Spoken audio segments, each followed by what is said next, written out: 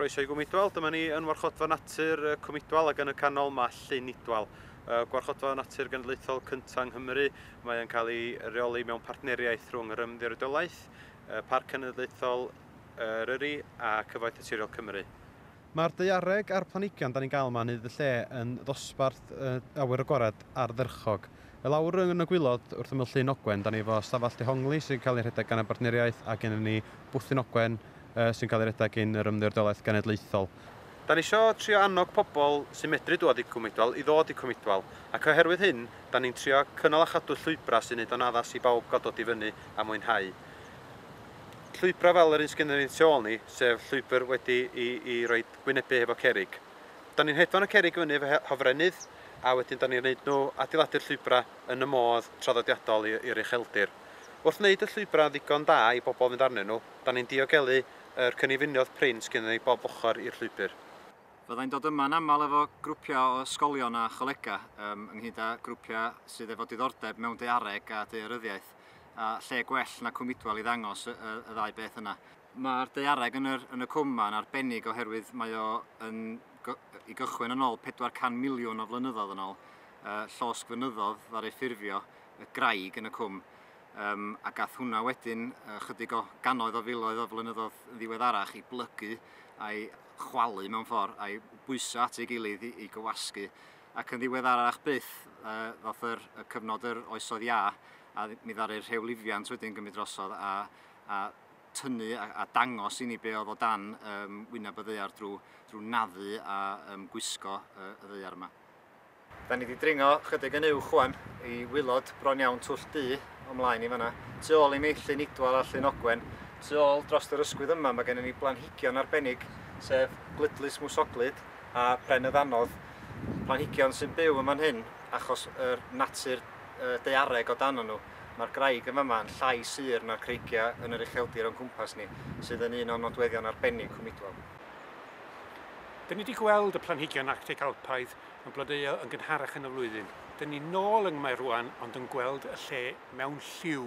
Yn sgil lleihau pwysau pori, dyn ni'n gweld y gryg o wahanol fathau yn blodeuo yn ei llawnder mawr. Lliw yn weddill y cwm, lliw porffor ydy'r mwyaf ohono fo. Werth i weld.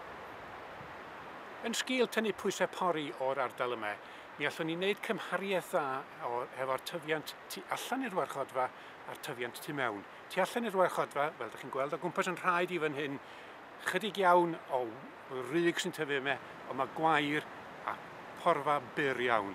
Drychwch chi mewn i Cwm Idwal tu ôl i fi, a ydych chi'n gallu gweld lle mae'r gryg wedi ail dyfu, mae uchder y llystyfiant yn uwch, a hefyd mae yna lliw arbennig yna, lliw porffor.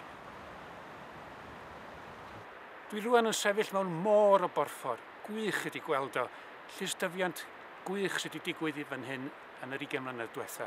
Y gryg wedi ail dyfu a mae o rwan yn blodeuo. O'n cwmpas ni, mae'n ambell i ardal bychan lle nad oedd y gryg yn tyfu yn dangos faint o wair oedd yma cynt. Llechwedd gwyrdd o wair yma cynt.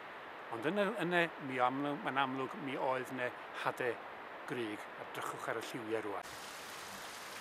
Dyn ni rwan ar wylod Clogwyn y Geifr. Clogwyn y Geifr ydy'r clogwyn mawr ar ochr orllewinol Cwm Idwal.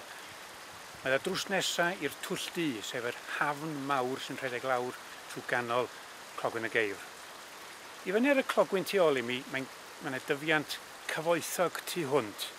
Dych chi'n gallu gweld llygad llo yna. Chrysanthemum leucanthemum, sef un o'r planhigion sy'n nodedig ar y llechweddau yma. Hefyd, dyn ni'n gweld Alchemilla glabra, y rhinau sydd ar dail mawr llydan iddo fo. Dyn ni hefyd yn gweld napwyd, yr un hefo pen mawr du iddo fo. Dyn ni hefyd yn gweld Suren y Mynydd. Suren y Mynydd sydd efo'r dail crwn yna. Dych chi'n gallu gweld mae hwnnw yn blodeuo hefyd. Ar y gribyn tu ôl i fi sydd ar y gorwel, mae yna ffosiliau o greaduriad oedd yn byw ar wylod y môr 400 miliwn o flynyddoedd yn ôl. Brachiopodau oedd y creaduriad yma.